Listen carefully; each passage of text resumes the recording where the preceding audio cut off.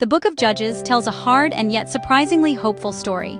It is a chronicle of a people who try to follow God and fail, often spectacularly. It introduces leaders who are heroic and deeply flawed, strong in one moment and weak in the next. Most of all, it reveals a God who remains steadfastly faithful, even when his people are not. This is not just a cycle of sin and punishment. It is the relentless cycle of grace. Within dark, disturbing narratives, we find a powerful portrait of God's persistent mercy amid human rebellion. Judges is a bridge between eras, after Joshua's conquests and before Israel's kings. It follows the period of Joshua, marked by conquest and promise in Canaan. And it precedes the monarchy, Saul, David, and Solomon. Judges describes the tumultuous in-between, when 12 tribes lived without centralized human authority. Israel's partial obedience led to compromise, idolatry, and a recurring pattern. The cycle unfolds in 4 stages. First, sin, turning from the Lord to worship the Baals and Asherahs. Second, oppression. Moabites, Midianites, Philistines rise against them. Third, supplication. The people groan and cry out to the Lord. Fourth, deliverance. God raises a judge, grants victory, and the land has rest. Key text, Judges 2:18. Whenever the Lord raised up a judge for them, he was with the judge and saved them out of the hands of their enemies as long as the judge lived. Judges begins with a mission left incomplete.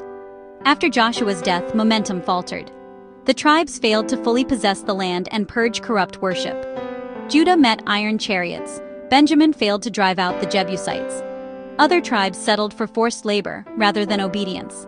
Incomplete conquest became spiritual compromise. Alliances and intermarriage led to syncretism. Yahweh worship blended with idols. A new generation did not know the Lord or his works. Judges 2:10. God handed them to raiders. They could no longer stand before enemies. This was not caprice but covenant consequence. Rejecting their king, they fell under cruel tyrants. After long suffering, their desperate cry rises, and God hears. Whenever the Lord raised up a judge, the Lord relented because of their groaning. He raises a deliverer. Enemies fall, the land rests. But when the judge dies, they relapse, and the cycle begins anew. Othniel is the baseline judge, spirit-empowered, decisive, victorious. He defeats Cushan-Rishathaim, and the land has 40 years of peace. No flaws are recorded, an ideal judge.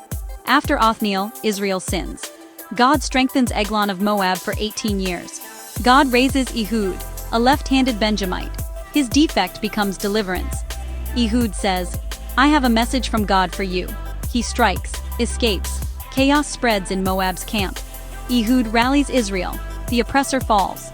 Peace lasts 80 years.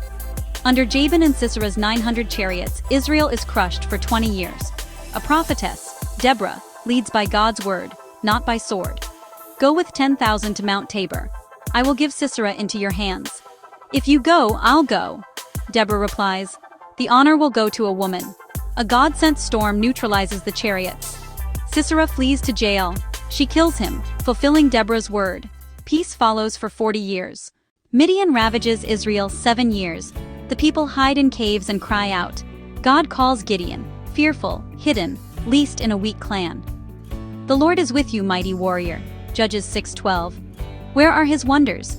He seeks fleeces. God grants them, twice. Gideon gathers an army, but God says, "Too many." Tests reduce the force from 32,000 to 300. The plan is strange. No swords, only trumpets, jars, and torches. They blow, break, reveal light, and cry, "A sword for the Lord and for Gideon." God throws Midian into confusion. They turn on each other and flee. Power made perfect in weakness. Judges 7:2. Jephthah, a rejected outcast, becomes commander against Ammon. He vows a burnt offering to the Lord, tragically binding himself. His only child greets him. Zeal without knowledge devastates. Samson, a Nazirite, is supernaturally strong yet ruled by anger and lust. Betrayed by Delilah, he's shorn and captured.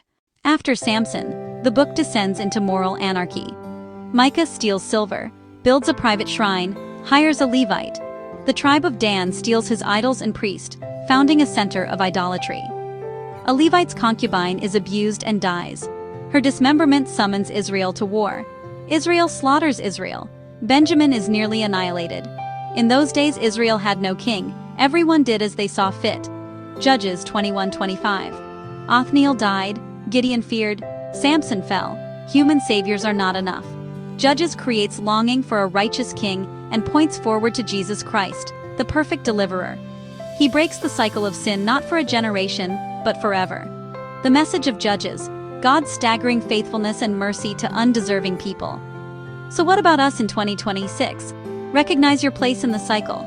We craft idols of career, comfort, and approval, and do what is right in our own eyes. Don't wait for crisis to pray. Cultivate daily remembrance and gratitude for God's faithfulness. Look to Jesus, our perfect King, who has won the victory. In His grace, live not as you see fit, but as He commands, in love and obedience.